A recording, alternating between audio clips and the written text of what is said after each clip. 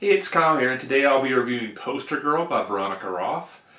This is a really cool dystopian novel that has a little bit of a mystery vibe to it, and I really loved it. I'm excited to review it for you today. Veronica Roth has definitely been an author I've really enjoyed a lot since the Divergent series, and I've really have enjoyed reading all her books since then. I think this is my favorite book of hers since Divergent. Divergent, the first book in that series, was my favorite of the series. But I think this is my favorite book of hers since then. I really loved it a lot. Definitely encourage people to check this out. Really cool concept, very interesting. Really loved it a lot. So, basic plot, without giving away any of the details you don't want to know before you read a book, is the main character of this book is Sonia, and she is the poster girl, as the title implies.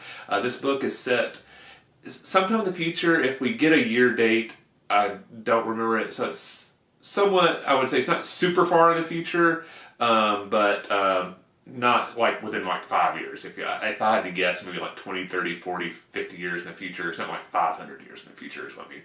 But the book is set in the Seattle-Portland area, and it's kind of been merged into this one big government. We don't really get a lot of background. It's clear in this book that there's still not like a unified United States government. That's never referred to. Instead, it seems like various parts of the country are kind of ruled as sectors, and there is some interaction, but they're on kind of their own. So they kind of own Portland and Seattle as its own functioning government, and there's really nobody above it. At least that's the way that the book implies it. But you don't really get much background on that, but that's kind of the basic setup to the state of the world.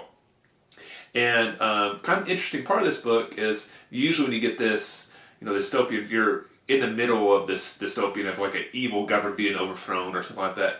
In this case, the book is set 10 years after a dictatorship that ruled Seattle and Portland called the Delegation has already been overthrown. And Sonia was actually the poster girl for this dictatorship. Not necessarily by her own choice. I guess somewhat by her own choice, but she was an active member of the government. So basically, the idea is her dad was actually high up in this dictatorship, which was called the Delegation. And at some point, they were kind of working on propaganda, and he basically thought his daughter would be the perfect propaganda model for this poster that they wanted to plaster all over Seattle and Portland. And she becomes the poster girl. And the slogan on this was, "What is right is right." And so everybody that lived in Seattle and Portland knows her face perfectly. She became the symbol of the government, even though she was just a teenager when the poster was made. So when this dictatorship is overthrown, the high up leadership of this government, the delegation, and family members and stuff like that are kind of put in this prison. They basically block off like a few blocks of a rundown part of the city and basically kind of turn that into a prison. And so the members of the delegation basically are forced to live in this kind of like ghetto type setting, and they're not allowed to leave, and walls have been put up. And so this book is set 10 years into this, where Sonia's now basically has been a prisoner for the past 10 years.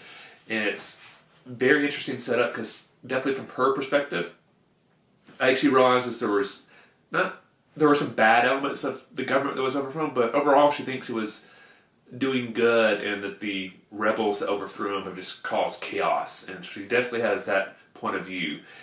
As the book goes along, she's basically given a chance by someone she used to know that was kind of similar in age to her, but became a rebel when the government was being overthrown, and is now a member of the new government.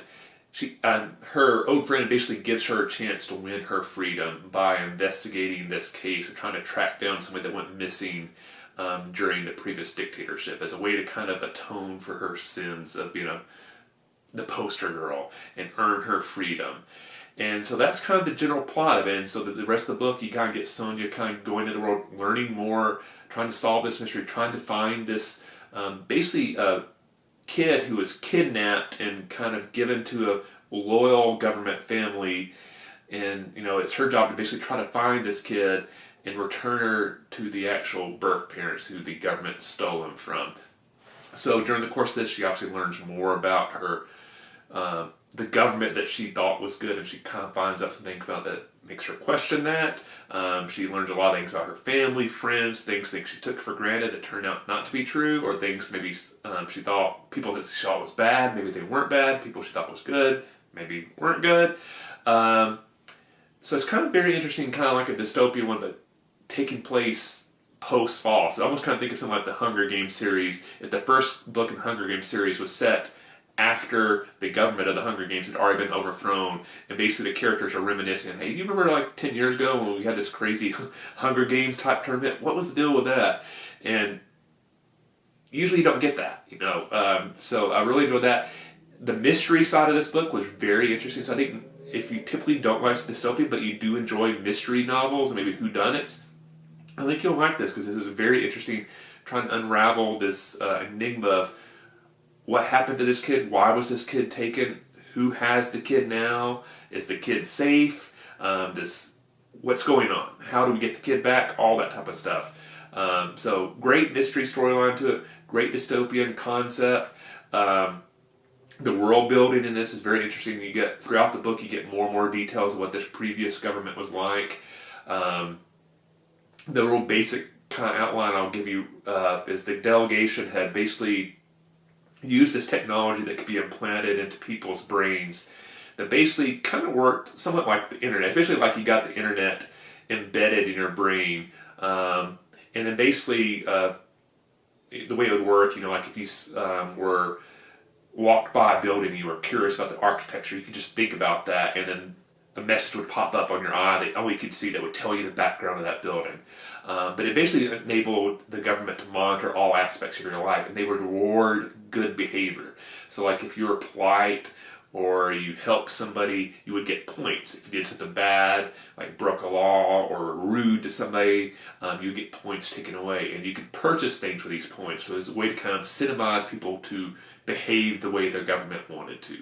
So that's kind of basic concept of how this previous government worked, and the aftermath of this type of technology is having on the world, even after the government's been overthrown. But like I said, overall, really love this book. The characters were really interesting. I have really no main complaints. Honestly, the one thing after I finish this book is like I would love a prequel book, maybe to get some more background on the world that led to the rise of this delegation, because again, we don't really get a whole lot of info about how this delegation arose and what happened to the national government, what's going on in the world. All we really know is what's kind of going on in the Portland, Seattle area, and I wouldn't mind knowing a little bit more. So I definitely recommend you to check out Poster Girl by Veronica Roth. Let me know if you've read Veronica Roth's books. What is your favorite book of hers? And let me know in the comments section below.